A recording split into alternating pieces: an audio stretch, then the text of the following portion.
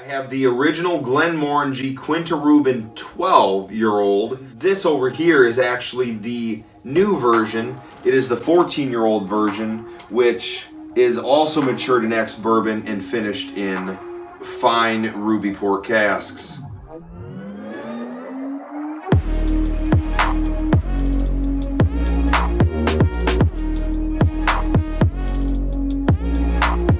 Thank you everyone for joining me today, and if you have not been to the doctor's office with Dr. Dave yet, be sure to subscribe and hit the bell for notifications. As you'll notice here, the colors between the two are really quite noticeable here. The 14-year-old is much brighter. It's much, let me hold these up here for you. This is the 14, this is the 12. Clearly, and I don't believe there's any coloring added to these, and if there is, it's the slightest amount. These are both a non-chill filter version, and they're both 46% alcohol by volume.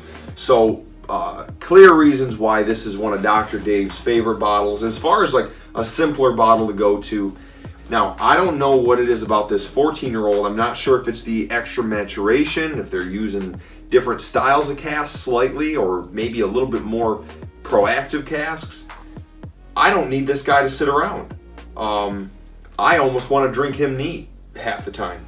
These have actually been sitting here now for, I poured this one first, so about 15 minutes this one's been sitting. About 13 minutes this one's been sitting. So on the nose, the 14-year-old has notes of chocolate. I'm smelling red velvet. A really rich, sweet bourbon scent. Like a really good bourbon scent. A little bit of cough syrup, not in a bad way, like a cherry cough syrup. Let's get into the nose on the 12-year-old. More notes of just young spirit. Slightly floral. Not as chocolatey, not as syrupy. A little bit of honey. A little bit of vanilla. The port is absolutely more subtle in the 12-year version. I still like it. Going back to this. Yeah, this reminds me of a little bit heavier of a bourbon cask influence. But still heavily port influence. It's really still got that sweetness to it. Oh, I just want to keep smelling these. I don't know if I'm ever going to drink these. I think I'm just going to smell. Oh yeah. Okay.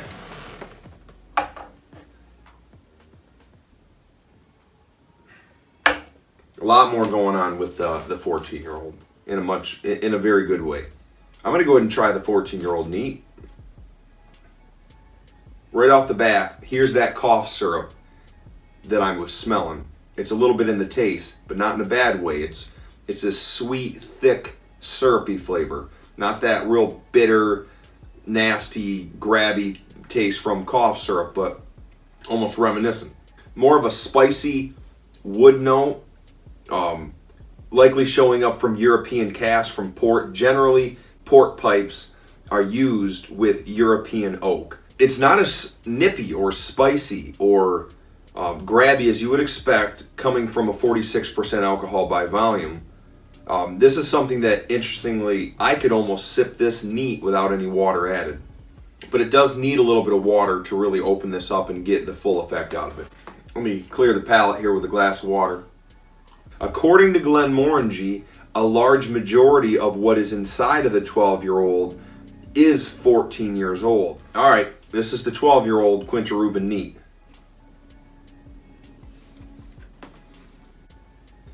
A little bitter. American oak. A little spicy.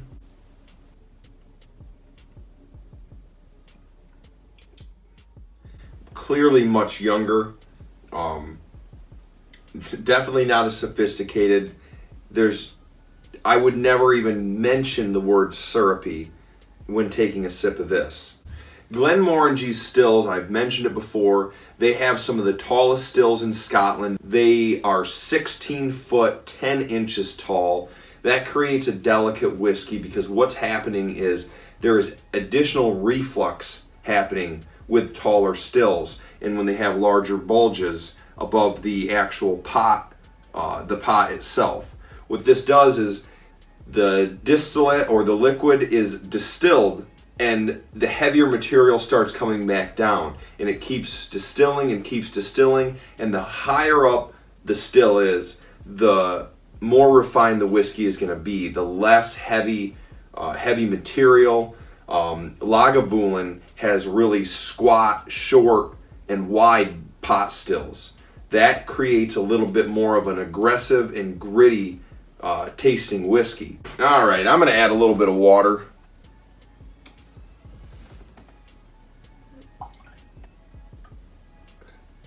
And I want to add, I like a little extra water with this 12-year-old. Now with a little bit of water added, this actually starts to open up to much more American oak scents.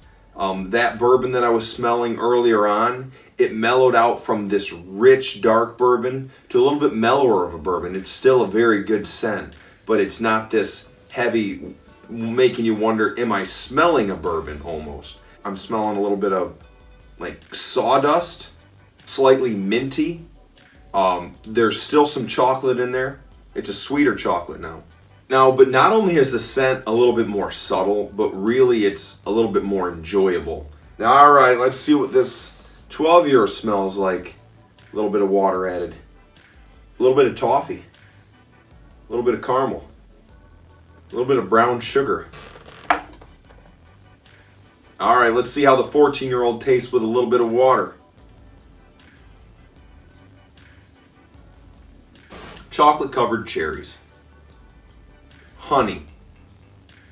It's still a little bit syrupy, but it's not so thick tasting now. It's not so dense. Now it's really more of like a cherry syrup than a cough syrup now. Rinse the palate again. All right. Let's see what this 12-year tastes like with a little bit of water. It's so crazy how much younger this tastes. And until you've had the 14-year-old, you wouldn't really think about it.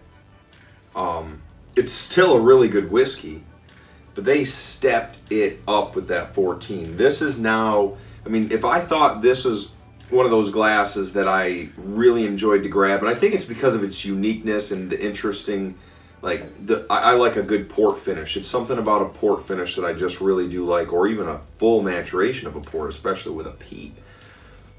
Do like my port pipes. I want to get back into that 14-year-old a little bit.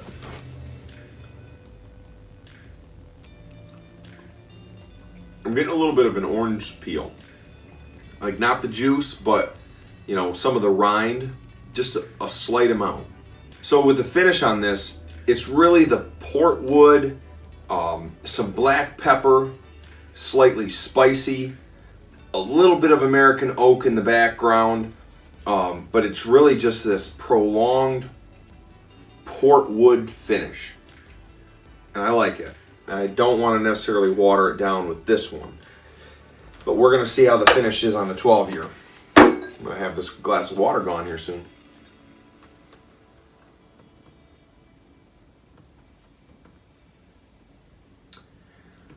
The finish on the 12-year-old is a little bit more bitter. There's a little bit less going on. It's definitely not as prolonged as the 14-year-old. It's there, but it's more of a little bit of an alcoholic nip. And it's not that it needs more water added. It is not that, because if I added much more water to this, I'm going to lose what's in the glass here.